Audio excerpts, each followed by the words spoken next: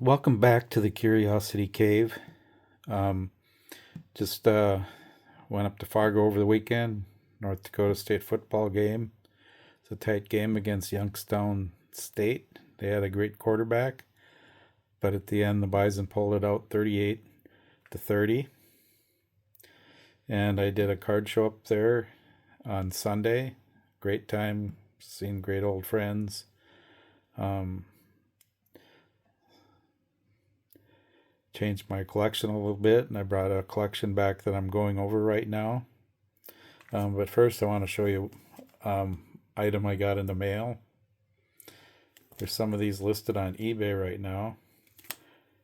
I don't know if they've sold out yet, but it's a cello wrapper for exhibit cards. Get 5 cards per pack.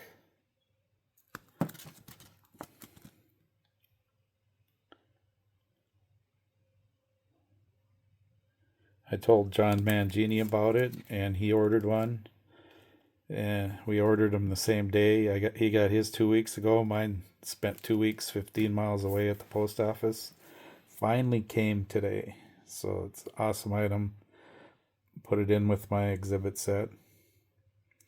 And I'm going to show you some cards that I'm looking at in a collection that I'm discussing. We're discussing money right now, what I'm going to pay. So I'm going over the collection, and then I'll get back to the owner and we'll discuss whether I get it or not.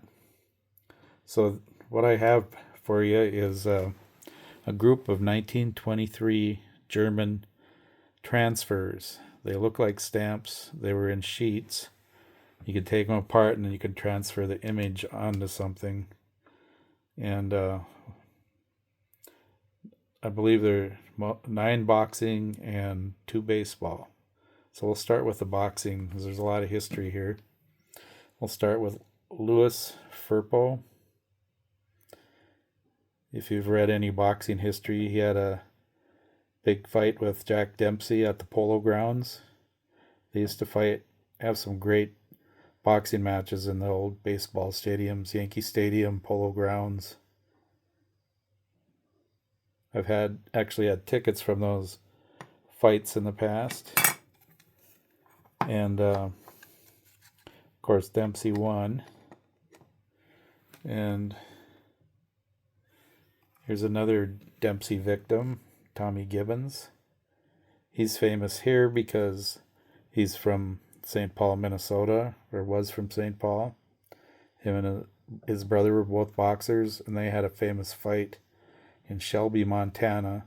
And I'm sure if you're into boxing, you've probably seen the ticket stubs and the reprint stickers and all that to go with the fight. It was a big event back in the 20s.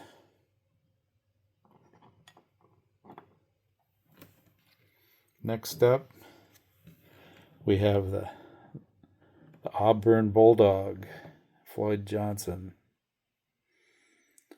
Pretty good boxer back in the day.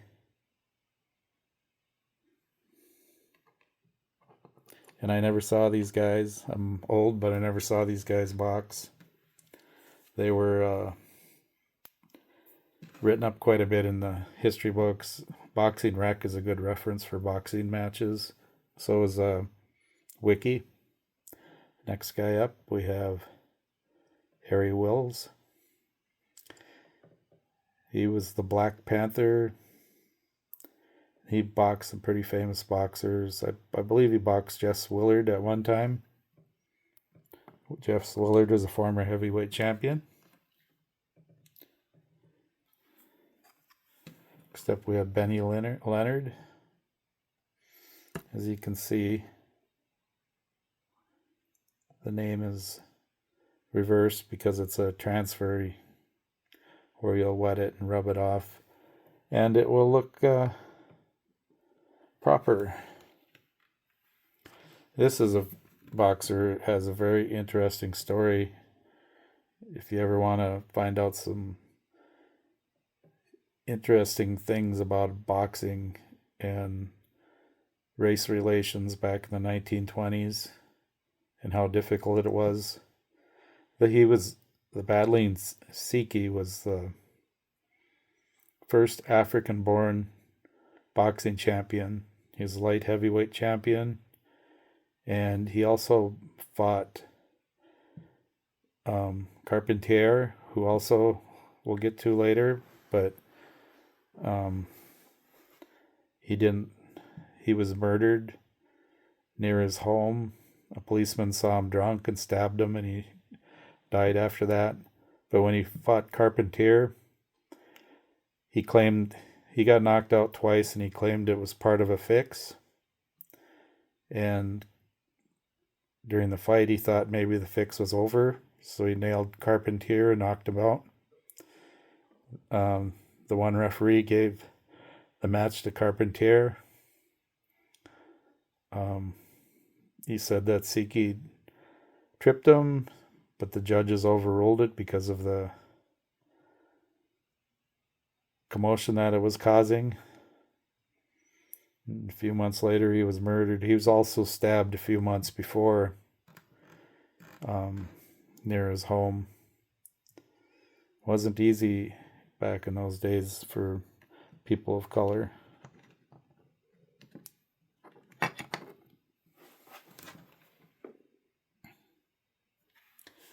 Here's the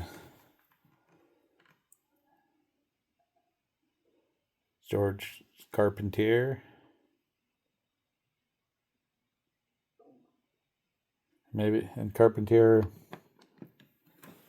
was a good match for Jack Dempsey. I have two of him. One still got a little bit of the edge on it. Next we have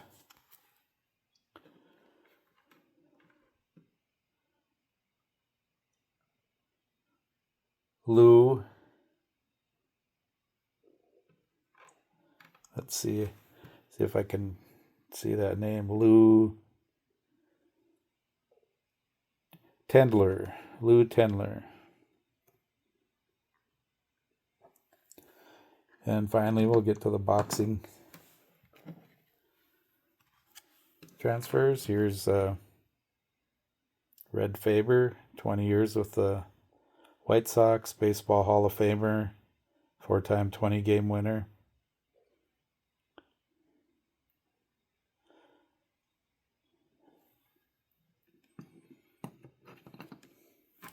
And last but not least,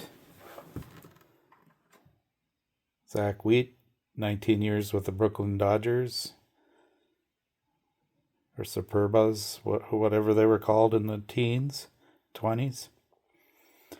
He ended up with 2,883 hits, Baseball Hall of Famer also.